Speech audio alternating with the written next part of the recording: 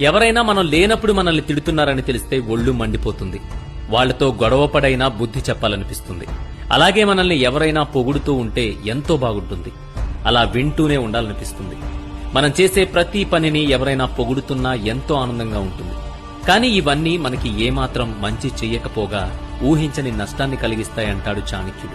అదెలాగో వివరిస్తూ ఆయన చెప్పిన నీతి సూత్రమే ఇది. నిన్ను నీ వెనుక నిందించే వారిని ఎప్పుడూ పట్టించుకో. నీలాంటి వాళ్లపై వేసే నిందలతోనే వాళ్ల బ్రతుకు తెల్లారిపోతుంది. నీ ముందు మాట్లాడే ధైర్యం వాళ్లలో ఎప్పుడూ ఉండదు. నిన్ను నేరుగా విమర్శించే సాహసం వాళ్ల జీవితంలో ఎప్పటికీ చేయలేరు.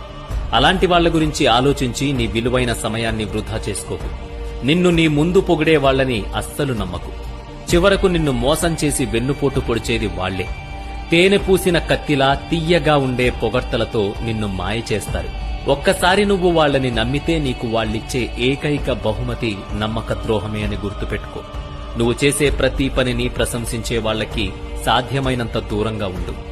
వాళ్లు నిన్ను వర్తమానానికి దూరం చేసి కల్పిత లోకంలోకి నెట్టేస్తారు. దాని నుంచి నువ్వు బయటకు రాలేకపోతే జీవితాన్నే కోల్పోయి ఎందుకు పనికిరాని వాడిగా మారిపోతావు. అందుకే ఇలాంటి వాళ్లందరికంటే అనుక్షణం నిన్ను విమర్శిస్తూ నువ్వు చేసే ప్రతి అడుగులో మంచి చెడులను కనిపెట్టి నీకు తెలియజెప్పే వాళ్ళని చుట్టూ ఉంచుకో. అప్పుడు జీవితంలో నీకు ఎదురే ఉండదు. నిన్ను ఎదిరించేవాళ్లు ఎవరూ ఉండరు. తెలుసుకో.